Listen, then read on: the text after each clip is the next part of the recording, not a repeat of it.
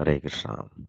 பரம் ஜெயதே ஸ்ரீ கிருஷ்ண சங்கீர்த்தனம். ஜெய் செல்ல குருதேவ். இன்றைக்கு சில கோபால் பட்ட கோஸ்வாமி பற்றி பார்க்கலாம். ஸ்ரீரங்கம் பக்கத்துல ஒரு கிராமத்துல ஸ்ரீ ராமானுஜ சம்பிரதாயத்துல தோன்றியவர் வெங்கடபட்டர். ரங்கநாதர் ஆலயத்துல ரங்கநாதருக்கு பிரதான அர்ச்சகர் அவர். இந்த வெங்கடபட்டர் நீலாச்சலம் பகுதிக்கு தீர்த்த யாத்திரை போயிருந்தார். நீலாச்சலம்ங்கிறது ஒரிசாவில் பூரி ஜெகநாத் அந்த பகுதி. அப்போ தன்னோட புதல்வன் கோபாலனையும் அழைச்சிட்டு போயிருந்தார். பூரி ஜெகநாதரை தரிசித்ததிலிருந்து கோபாலனுக்கு கிருஷ்ணர் மேலே ஒரு நாட்டம் உண்டாச்சுது. அதுக்கப்புறம் பகவான் சைத்தன்ய மகாபிரபு பாரதத்துடைய தென்பகுதிக்கு யாத்திரை வந்தார். அப்போ ஸ்ரீரங்கம் வந்தார். காவிரியில் தீர்த்தம் ஆடிய பிறகு ரங்கநாதரை தரிசிக்கிறார். பரவசத்தில் மகாபிரபு ஆடி பாடுறார். இப்போ அங்கே அர்ச்சகராக இருந்த வெங்கடபட்டர் மகாபிரபு தன்னுடைய இல்லத்துக்கு பிரசாத சேவைக்கு அழைக்கிறார். மகாபிரபுவை வெங்கடபட்டருடைய குடும்பத்தில் எல்லாருக்கும் பிடிச்சு போயிட்டு ஆனந்தமாக இருக்காங்க. அப்போ கோபாலனுக்கு வயசு 11. கோபாலன் மகாபிரபுடைய பாதங்களில் வீழ்ந்தான். பகவானும் அவனுடைய தலையில் தம்முடைய திருப்பாதங்களை வச்சு ஆசி வழங்குறார். ஓடி ஆடி அந்த கோபாலன் மகாபிரபுவுக்கு சேவைகள் செய்கிறான். சைத்தன்யனுடைய ஸ்பரிசம் வெங்கடபட்டருக்கும் கோபாலனுக்கும் கிருஷ்ணர் மேலே ஒரு ஏக்கத்தை உண்டாக்கிச்சு.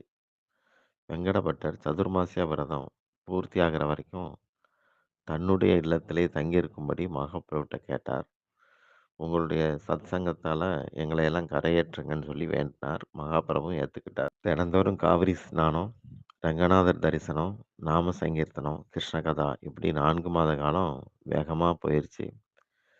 அதுக்கப்புறம் சைத்தன்ய மகாபிரபு அங்கேருந்து புறப்படணும். அவருடைய பிரிவை தாங்க முடியாமல் ரொம்ப பிரீத்தியோடு இருக்கிறான் கோபாலன். தன்னுடைய மகனை மகாபிரபுடைய பாதங்களில் சமர்ப்பிச்சிட்டார் வெங்கடப்பட்டார். ரங்கநாதர் ஆலயத்தில் தினமும் நடந்த மகாபிரபுவால் நிகழ்த்தப்பட்ட நாம சங்கீர்த்தன பிரேம ஆவேசம், பரவசம் தாங்க முடியாமல் அவருடைய உடம்புல ஏற்பட்ட வெளிப்பாடுகள் இதெல்லாம் பார்த்த வெங்கடபட்டர் மற்றும் பக்தர்கள் ரொம்ப ஆச்சரியப்பட்டாங்க. ஒவ்வொருத்தரும் தங்களுடைய இல்லத்துக்கு வரணும் அப்படின்னு சொல்லி மகாபிரபுவை கூப்பிடுறாங்க. மகாபிரபுவும் அதற்கு சம்மதிக்கிறார். அவருடைய பாதங்களில் தீர்த்தம் அபிஷேகம் செய்து சரணாமிர்தத்தை மக்கள் பருகுறாங்க. இப்போ ஊரே பக்தியில் நாம சங்கீர்த்தனத்தில் திளைக்கிறது. மகாபுருடைய சரணாமிர்தத்தால் அந்த கிராமம் தன்னுடைய வம்சத்தையே அந்த கிராமம் ஒரு பெரிய பாரம்பரியத்தையே உண்டாக்கும்படியாக மாறிடுச்சு. அதாவது அந்த கிராமத்துக்கு மகாபுரம் வர்ற போது எல்லாருமே வீடுகளில் அக்னிஹோத்திரம் செய்கிறவங்களா இருந்தாங்க. வீட்டுக்கு வீடு வேள்வி செய்யக்கூடிய அந்தணர்களாக இருந்தாங்க. சைத்தன்ய மகாபிரபு சொன்னார், பிருந்தாவனத்தில் எல்லாம் பஜன் குடிராக இருந்தது. வீடு வீடாக பஜன்ஸ் பாடுவாங்க. இங்கே வீடு வீடாக வேள்வி செய்கிறீங்களே அப்படின்னு சொல்லி ஆச்சரியத்தோட வேள்வி குடிராக தெரியுது அப்படின்னு சொன்னார். அந்த வேள்வி குடிர் தான் அந்த கிராமத்துக்கு பிற்காலத்தில் பேராக மாறுது. அந்த வேள்வி குடிர் அப்படிங்கிறது தான் மருவி வேலுக்குடி அப்படின்னு பேராச்சுது. மகாபுருடைய பேரழகு, கிருஷ்ண பிரேமை இதை பார்த்து ஸ்ரீரங்க மக்கள் தங்களுடைய சொந்த விவகாரங்களை எல்லாம் மறந்துட்டு நாம சங்கீர்த்தனத்திலே இருக்கிறாங்க. ஒவ்வொருத்தரும் தங்கள் இல்லத்துக்கு அழைச்சதுனால மகாபிரபுக்கு 4 மாத காலம் போதலை. சதுர்மாசியம் ஆச்சுது.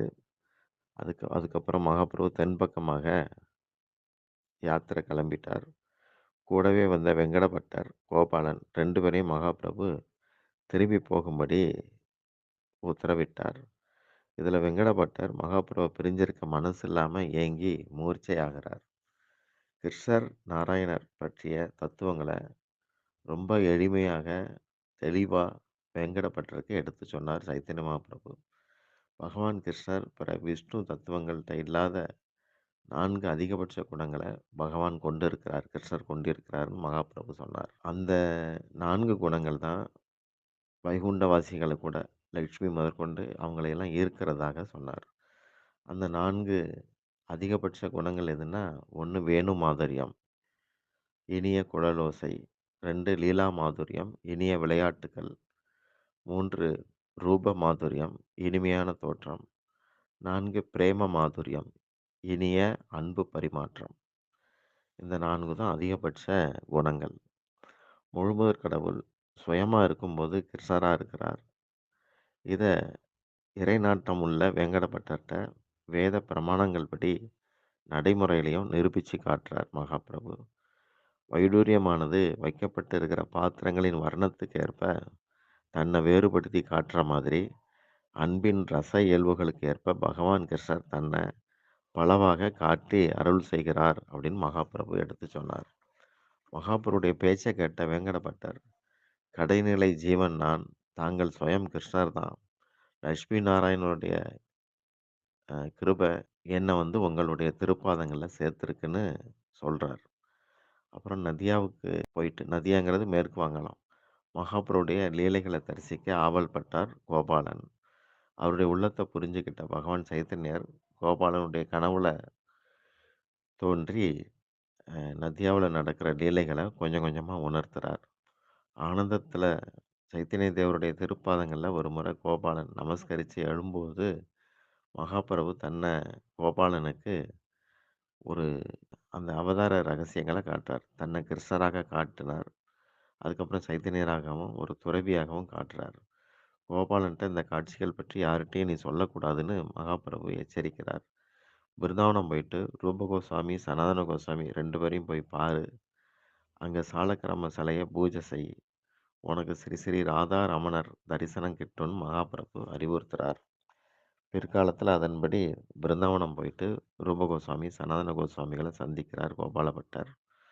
அவங்களுடைய யோசனைக்கேற்ப நிதுவனம் பக்கத்துல குடீர் அமைச்சிட்டு மகாபிரபு அருளிய ஹரே கிருஷ்ணா ஹரே கிருஷ்ணா கிருஷ்ண கிருஷ்ணா ஹரே ஹரே ஹரே ராம ஹரே ராம ராம ராம ஹரே ஹரே இந்த நாமங்களை நாள் பூராவும் சொல்லி ஆன்மீக சாதனைகள்ல இருக்கிறார். அதிகாலையில தினமும் யமுனையில போய் ஸ்நானம் பண்ணுவார். அப்போ பிருந்தாவனத்து மக்கள் தங்களுடைய ராதாகிருஷ்ணர் விக்கிரகங்களுக்கு உடை ஆபரணங்கள் சாத்தி வழிபடுறதெல்லாம் பார்த்தார். வழிபடுறத பார்க்குறார். நம்முடைய சாலக்கிராம மூர்த்திக்கு எப்படி ஆடை உடுத்துறது அப்படின்னு ஏங்கிக்கிட்டு ஆத்துல ஸ்நானம் பண்ணார். அதுக்கப்புறம் வெளியே வந்து அவர் மரத்தடியில ஒரு கிளையில தொங்க போட்டிருந்த சாலக்கிராம மூர்த்தியை பார்த்தா அந்த மூர்த்தி கிருஷ்ணருடைய சிலையாகவே மாறிடுச்சு. சாலக்கிராமத்திலேயே கிருஷ்ணருடைய சிலை. அவருடைய ஆசை, அதாவது கண்ணனுக்கு உடுத்தணும், அலங்கரிக்கணுங்கிற ஆசை நிறைவேறிச்சு. இந்த சம்பவம் நடந்தது 1542 விசாக பௌர்ணமி தினம். இப்போ அந்த சாலக்கிராமத்தில் இருக்கிற ராதாகிருஷ்ணன், அந்த ராதாரமணர் விக்கிரகம் பிருந்தாவனத்தில் இருக்கிறார். ராதாரமணர் ஆலயம்னு பேர். சைத்தன்யர் ராதையும் கிருஷ்ணரும் சேர்ந்த தோற்றம் தான். அதனால பிருந்தாவனத்தில் உள்ள தனி ரமணர் விக்கிரகத்தை சைத்தன்யராகவே பாவித்து வழிபட்டார் கோபாலபட்டர். இப்போ இருக்கிற ராதாரமணர் ஆலயத்தை கட்டினவர் கோபாலபட்டருடைய ஒரு பெண் சிசியை லலித கிஷோரி தேவியின் பேர். கோபாலபட்டருடைய தந்தை வெங்கடபட்டரின் உடன் பிறந்தவர் பிரகாசானந்த சரஸ்வதி. இவர் காசியில சங்கர சம்பிரதாயத்தில் தீட்சை பெற்ற ஒரு துறவியா இருந்தார். அத்வைத மார்க்கத்தில் நுழைஞ்சு அதே சமயம் பக்தர்களை குழப்பிக்கிட்டு இருந்தார். எப்பவும் யாருக்கிட்டே தர்க்கம் பண்ணிக்கிட்டே இருப்பார். இவரை மகாபிரபு சந்திச்சு பரம வைஷ்ணவராக்கி பிரபோதானந்த சரஸ்வதிங்கிற நாமத்தை கொடுத்து பிருந்தாவனத்துக்கு அனுப்புறார். பிருந்தாவனத்தில் ரூப சனாதனர்களை சந்திக்க வலியுறுத்தி இருந்தார் மகாபிரபு. பெரும் மகனியர்களான ரூப கோஸ்வாமி, சனாதன கோஸ்வாமி இவங்களோட கோபாலபட்ட கோஸ்வாமியை சந்திச்சதுல பிரபோதானந்த சரஸ்வதிக்கு ரொம்ப மகிழ்ச்சி. ரூப சனாதனனுக்கு சில வஸ்திரங்கள், ஓர் ஆசனத்தையும் சைத்தன்ய மகாபிரபு கொடுத்து கோபாலபட்டருக்கு வழங்க சொன்னார். இதன் மூலம் கோபாலபட்டர் குரு ஸ்தானம் பெறுறார். ஞான குரு, ஸ்தான குருன்னு 2 உண்டு. ஒரு குருவிட்ட இந்த 2ம் அமைஞ்சிருந்தா அது பெரும் பேரு. கோபாலபட்டர் அப்படி இருந்தார். தம்முடைய அம்சமான சீனிவாஸ் ஆச்சாரியருக்கு தீட்சை தரும்படி கோபாலபட்டருக்கு தகவல் அனுப்புகிறார் சைத்தன்யர். சீனிவாஸ், நரோத்தம், சியாமானந்த் இந்த 3 பேரும் கவுட தேசத்துல வைஷ்ணவ நெறிகளை காவியங்கள், நாடகங்கள் மூலமாக மக்களிடையே பரப்பி அந்த பகுதி பூரா பக்தி கலாச்சாரத்தை கொண்டு வந்த மும்மூர்த்திகள். கௌடி வைஷ்ணவத்தின் மும்மூர்த்திகள் இவங்க. சீனிவாஸ் ஆச்சாரியா, நரோத்தமா, சியாமானந்தா 3 பேர். கோபாலபட்ட கோஸ்வாமி ரஜ லீலையில அனங்க மஞ்சரின்னு சொல்லப்படுகிற கோபியாக இருந்தார். 1643ஆம் ஆண்டு ஆவணி கிருஷ்ணபட்ச சிரவண பஞ்சமி தினத்தன்னைக்கு ராதாரமணர் ஆலயத்தின் அருகில் அ இருக்கிற அந்த பஜன் குடீர்ல இருந்து கோலோகத்துடைய நித்தில இலைகள்ல பிரவேசிக்கிறார். இவருடைய காலம் வந்து 1557ல இருந்து 1643. அவர் இயற்றிய கிரந்தங்கள் ஹரிபக்தி விலாஸ், ஷட் சந்தர்ப்பா, சம்ஸ்கார தீபிகா மற்றும் கிருஷ்ண கருணாமிர்தம் இலக்கியத்திற்கான ஒரு வியாக்கியானம். இப்படியாக இவருடைய சரிதம் இருக்கு. ஹரே கிருஷ்ணா.